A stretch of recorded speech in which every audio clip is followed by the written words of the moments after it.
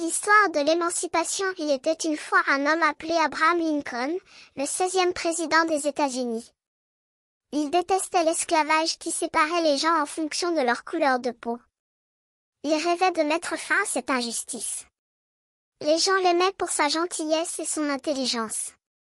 Il devint le leader du Nord pendant la guerre de sécession et réussit à libérer les esclaves. Les Afro-Américains purent enfin vivre en liberté. Les histoires de sagesse. Il était une fois un roi sage, Salomon, qui résidait en Israël. Les gens venaient le voir pour résoudre leurs problèmes. Un jour, deux femmes se disputèrent pour un bébé. Le roi Salomon demanda qu'on coupe le bébé en deux pour le donner à chacune. Cela fit peur aux deux femmes, mais le roi Salomon décida finalement de donner le bébé à l'une des femmes, qu'il avait sauvée. Les gens furent impressionnés par la sagesse du roi Salomon.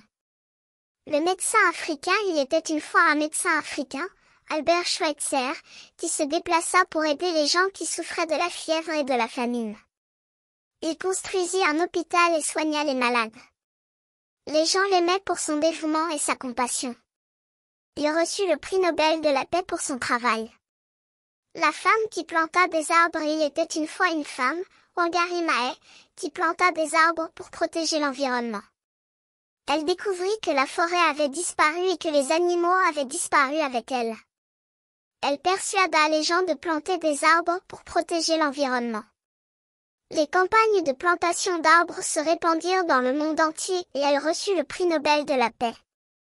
Le système de Braille. Il était une fois un aveugle, Louis Braille, qui voulait lire et écrire. Il découvrit un code secret utilisé par les soldats et créa le système de Braille, qui permet aux aveugles de lire et d'écrire. Les aveugles purent enfin accéder à la culture et à l'éducation. Le père Litès. Il était une fois un père, Litès, qui voulait aider les gens de son village en Afrique. Il construisit un hôpital et soigna les malades. Il apprit aux enfants à jouer de la musique et créa un groupe de musique. Les gens furent émus par la musique et le père Litès leur montra que l'amour et la musique pouvaient guérir le cœur.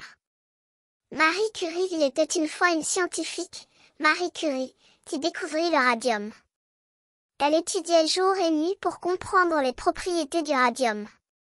Elle découvrit de nombreuses choses nouvelles et reçut 2 prix Nobel. Son travail a aidé au développement de la science et de la médecine. Neil Armstrong. Il était une fois un astronaute, Neil Armstrong, qui voulait aller dans l'espace. Il s'entraîna intensivement et devint le premier homme à marcher sur la Lune. Les gens furent émus par son exploit et commencèrent à rêver d'aller dans l'espace.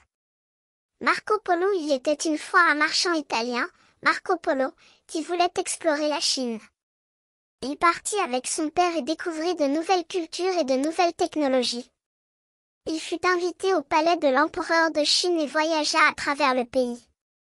Il raconta ses aventures à ses amis et fit connaître la Chine à l'Occident. Ces histoires nous montrent que les gens peuvent faire une différence dans le monde. Ils peuvent lutter contre l'injustice, aider les autres, découvrir de nouvelles choses et explorer le monde. L'histoire de Marco Polo, le voyageur qui révolutionna les routes de la Silk. Les lumières de la ville se reflétaient sur les eaux du canal, projetant des ombres sombres sur les rues étroites de Venise. C'est là que Marco Polo, un jeune homme aux yeux brillants, rêvait de sillonner les routes de la Chine. Il avait entendu parler de la richesse incroyable de ce pays lointain, de ses villes splendides et de ses marchés encombrés de biens précieux. Après 17 ans passés en Chine, Marco Polo avait vu et vécu tant de choses qu'il était devenu presque complètement chinois. Mais il était temps pour lui de retourner à sa ville natale, à Venise. Marco Polo embarqua sur un navire à destination de l'Italie, mais son retour fut marqué par la guerre. Il fut prisonnier, enfermé dans une cellule sombre et glacée. Mais il y rencontra un cavalier mystérieux qui lui fit découvrir les secrets de l'Empire mongol. C'est ainsi qu'il devint un homme d'affaires, voyageant à travers le pays, découvrant de nouvelles villes et de nouvelles cultures. Sa vie en Chine avait été remplie de marvels, de choses incroyables qu'il avait laissées avec une main pleine de souvenirs. Il avait vu les temples bouddhiques de Hangzhou, les grottes de Lulan, les marchés de Canton et les murs de Pékin. Il avait rencontré des empereurs, des généraux et des diplomates, et il avait appris à parler la langue chinoise. Mais Marco Polo n'avait pas oublié son début de vie à Venise. Il avait vu les canaux, les églises et les places de la ville qu'il aimait tant. Il avait entendu le chant des gondoliers, les conversations des habitants et les rires des enfants. Il avait même connu le célèbre écrivain, Christophe Colomb, qui avait souvent bu du vin avec lui au café Florian. Cependant, Marco Polo n'avait pas oublié les briques Lego.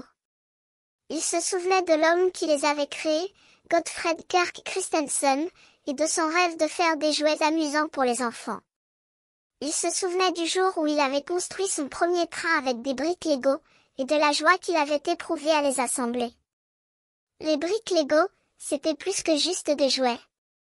C'était un moyen de s'imaginer, de se créer un monde, de construire des choses incroyables.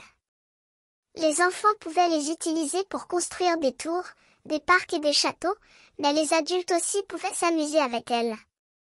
Les films Lego, les parcs d'attractions Lego, tout cela avait été créé pour faire rêver les enfants et les adultes.